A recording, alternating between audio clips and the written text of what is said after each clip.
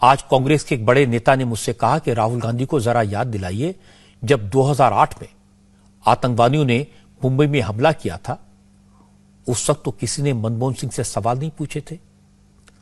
उस वक्त तो पूरा देश, सारे विरोधी दल सरकार के साथ खड़े थे। अब चूंकि राहुल गांधी ने सवाल उठा ही दिए हैं और 2008 की बात उनकी पार्टी के एक नेता ने याद दिला दी है, तो मैं एक राज की बात बताता हूं। 26/11 को मुंबई में हमले के बाद आतंकवादी ने जो कुछ किया, जिस तरह से उन्होंने मासूमों की हत्या की, उसके बाद हमारी फौज, हमारी आर्मी बहुत गुस्से में थी। आर्म फोर्सेस के अफसर पाकिस्तान को सबक सिखाने के लिए तैयार थे। आर्मी, नेवी और एयरफोर्स पूरी तरह तत्पर थी। तीनों सेनाओं के चीफ ने तय किया कि पाकिस्तान में घुसकर आतंकवादी अड्डों को खत्म करेंगे।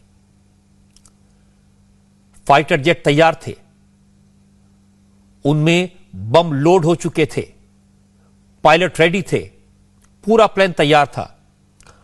उसके बाद तीनों चीफ उस समय के प्रधानमंत्री डॉक्टर मनमोहन सिंह के पास गए और उनसे साफ साफ कहा कि एयर स्ट्राइक का प्लान तैयार है, हमारे पास 24 घंटे का वक्त है, सरकार परमिशन दे, ग्रीन सिग्नल दे, पाकिस्तान को उसके घर में घुसकर मारेंगे, आतंकवादियों के अड्डों को बर्बाद कर देंगे। लेकिन प्रधानमंत्री डॉक्टर मनमोहन सिंह ने परमिशन नहीं दी। उस वक्त एयर चीफ मार्शल थे फाली होमी मेजर। उन्होंने रिटायर होने के बाद 2008 में क्या हुआ, इसका खुलासा किया और जो मैंने आपको बताया, एक एक बात को उन्होंने ऑथेंटिकेट किया है। अब बात यहां तक नहीं रुकी। अमेरिका के फॉर्मर प्रेसिडेंट बराक ओबामा, उनकी ऑटोबायोग्राफी आप देखिए, उन्होंने जो अपनी आत्मकथा लिखी है उस पर नजर डालिए।